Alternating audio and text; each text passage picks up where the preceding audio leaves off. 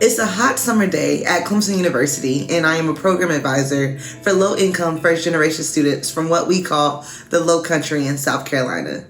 I, too, am a low-income first-generation student, and the only thing that separates me from the students that I am serving right now is my mom's decision to marry someone in the upper state. My mom was also from the Low Country, and she ran as far away from home as possible in hopes that I would have a better life than what she had growing up.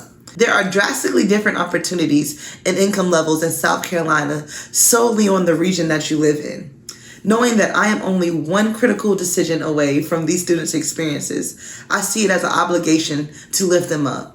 These students that I am serving in this summer program are more than just high schoolers from the Low Country of South Carolina. They are my little brothers and sisters, and all I want for them is to be successful with as limited barriers as possible. On this particular day, all of the program advisors are discussing their current majors and future plans. However, I am quite nervous. When it comes to me sharing my experiences as an engineer, I am both proud and conflicted.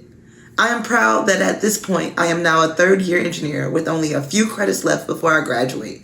I am literally at the finish line. However, I'm so conflicted because this was not an easy feat. I have no idea how I'm going to use this degree to help me serve the communities that I care most about. There was not a day in my engineering program where I felt seen and heard as an engineer.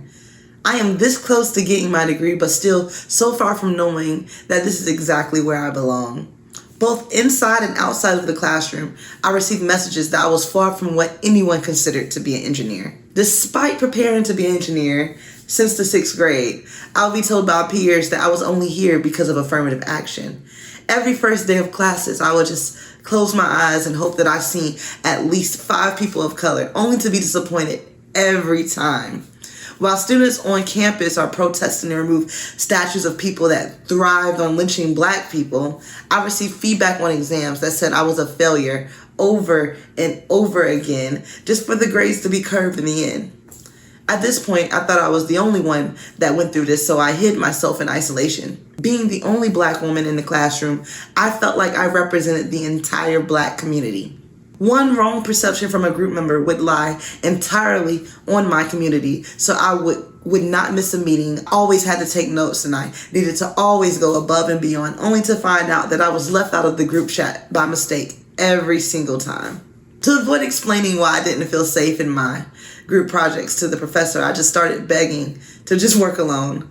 In order to be what they needed me to be, I told myself that the only way I could survive was to leave behind my reality entirely and be in the engineering world where machinery and numbers were the only things that mattered. There was no room for mistakes.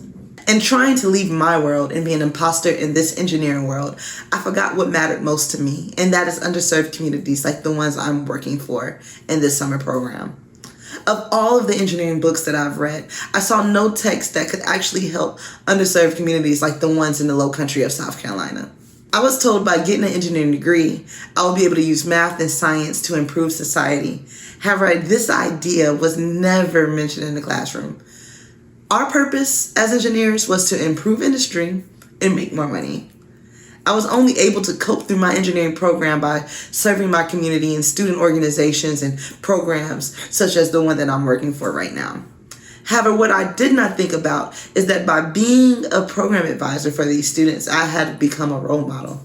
The last thing I wanted was someone aspiring to be like me to have to endure the stripping of their identity and the distance from their community in order to fit this engineering mode that never had students like us in mind to begin with. The question is, how do I tell these students that if you decide to be an engineer, you will need endurance?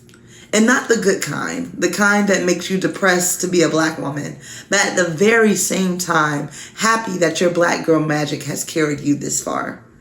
I wish I could have known that 5 years later, it would be a refreshing spring day at Virginia Tech. I am now a graduate teaching assistant for a disaster resilience and risk management program in a room full of urban planners, engineers, sociologists, geologists, educators, and much more from all over the globe. In this classroom, we are discussing what it means to be an interdisciplinary researcher in our respective fields. I'm reminded of that nervousness that I felt with talking to my students. When it comes to my time to speak, I don't know how to finally reveal that I have been an imposter this entire time. I go over my response over and over again in my head, hoping to be ignored and forgotten, only to be disappointed when the teacher says, "Taylor, do you have any thoughts that you would like to share with the class?" I tighten my jaw. I survey the room, and I sit on my hands and I just say it. I feel like I've never had a place to call my home in engineering, and I'm here in this space to freely think about problems and not necessarily my professional identity. The entire group stares at me for what feels like an eternity, and the guy beside me says, "Thank you for saying this." Until you formulated those words, I too didn't have the words for my space in geosciences. It wasn't until this moment that I realized, as an interdisciplinary scholar, the sense of belonging will never 100% be there, because we are all wanderers finding safety among the wanderers. In graduate school, I have moved beyond just passively receiving knowledge of what the typical engineer should be to now having opportunities to define what engineering is for myself and for the communities that need engineering the most. It is my hope that communities that I work with feel seen and heard. It is my purpose to be able to make space for marginalized voices in any space that I find myself in, so that the next time I'm asked about my current work, I will not be so conflicted. I will be only proud to tell aspiring young adults aiming to pave a path like my own that I am only proud to be a Black engineer and making an impact on communities that look like my own. Thank you.